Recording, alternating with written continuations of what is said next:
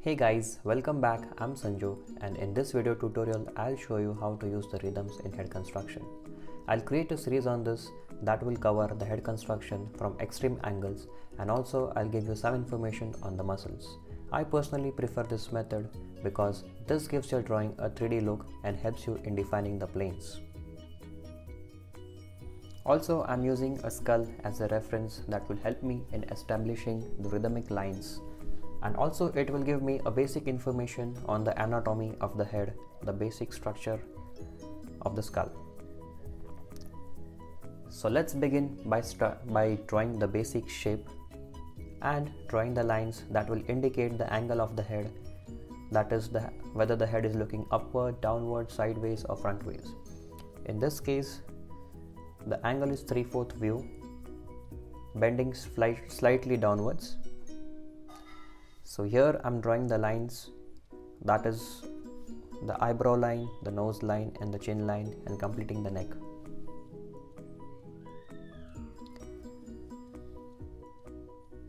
So let's erase off the unnecessary lines that would create confusion.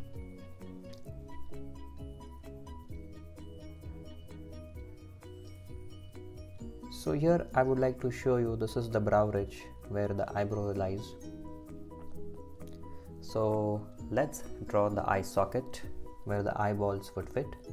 So this is the rhythmic line. I'm completing the glabella and then with the root of the nose. Further, I'm extending this line, that is the bridge of the nose.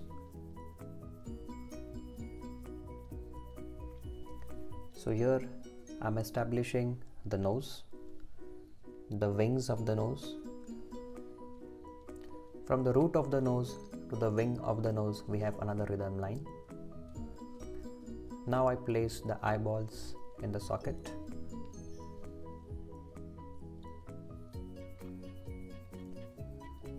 This is the convex shape oval that starts from the nose wings, covers the furrow or the crease, and connects to the node of the mouth.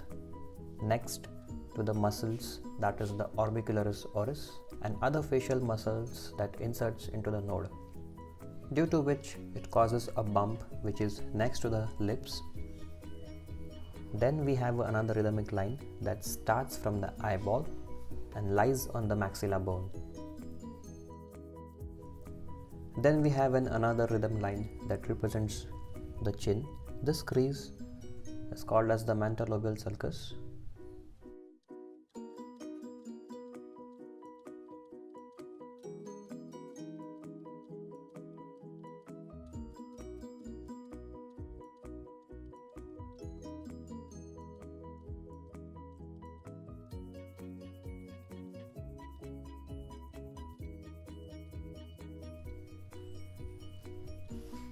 Then we have another rhythm line that starts from the ear and ends at the node of the mouth.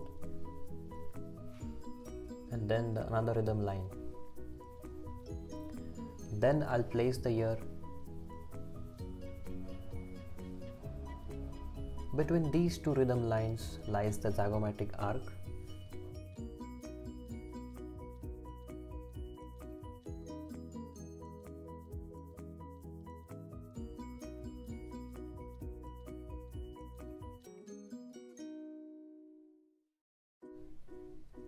This rhythm line, that is the oval shape, represents the frontal bone. Starting line from the hair to the root of the nose.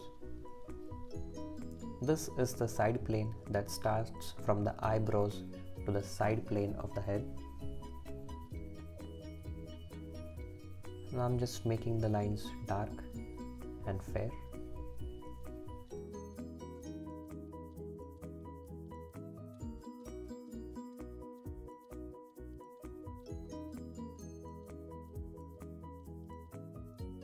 I'm listing down the names.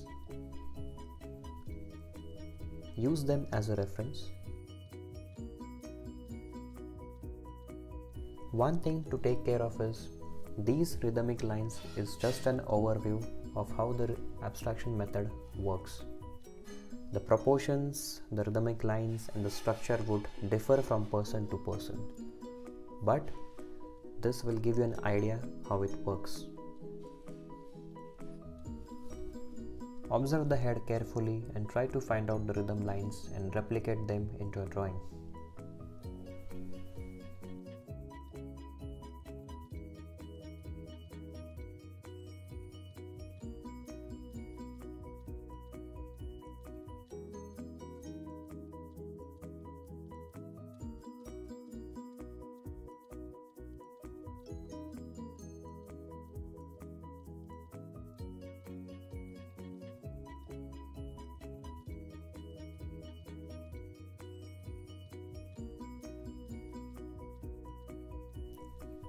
Now let's draw another head which is tilted in the upward direction.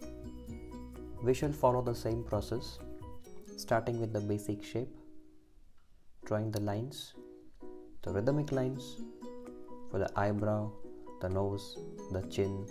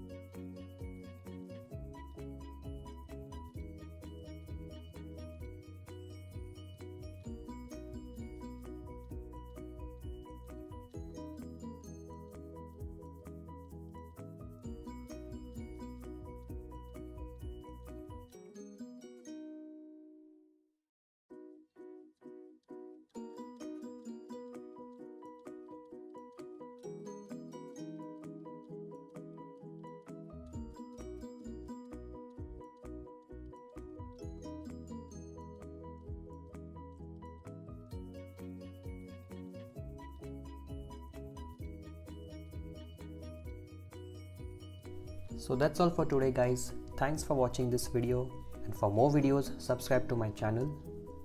See you next time. Bye bye.